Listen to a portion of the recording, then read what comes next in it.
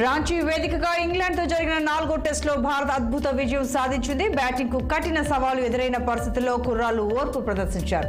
పర్యాటక జట్టు నిర్దేశించిన 192 పరుగుల లక్ష్య ఛేదనలో టీమిండియా 5 వికెట్లను కోల్పోయి విజయం సాధించింది.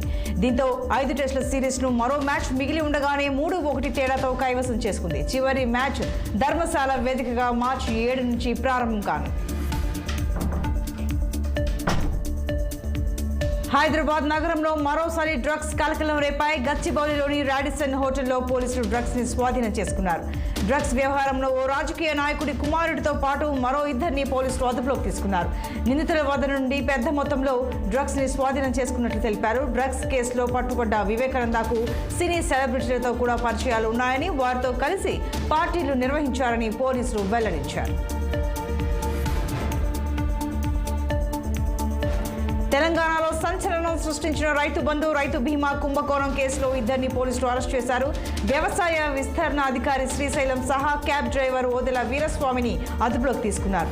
20 మంది రైతులు మరణించినట్లుగా తప్పుడు పత్రాలు సృష్టించి బీమా డబ్బులు స్వాహా చేశారని పోలీసులు వెల్లడించారు. ఈ కుంభకోణంపై ఆర్థిక నేరాల విభాగం పోలీసులు దర్యాప్తు చేస్తున్నారని సైబరాబాద్ సిపి అవినాష్ మహంతి తెలిపారు.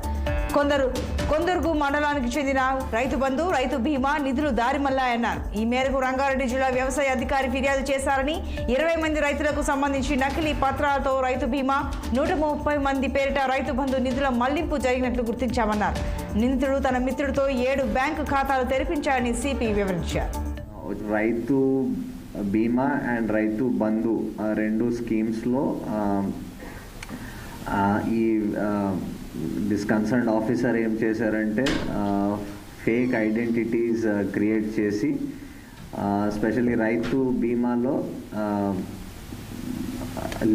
కొన్ని లివింగ్ పర్సన్స్, కొన్ని already who have passed away, some people expire అయిపోయిన కొందరు, వాళ్ళ ఐడెంటిటీస్ క్రియేట్ చేసి ఎన్రోల్ చేయించుకొని రైతు బీమాలో, then after few days or months వాళ్ళకి మళ్ళీ ఒక ఫేక్ డెత్ సర్టిఫికేట్ క్రియేట్ చేసి అప్లోడ్ చేసి ఆ బీమా అకౌంట్, రైతు బీమా వచ్చిన అకౌంట్స్ కోసం, ఫండ్స్ కోసం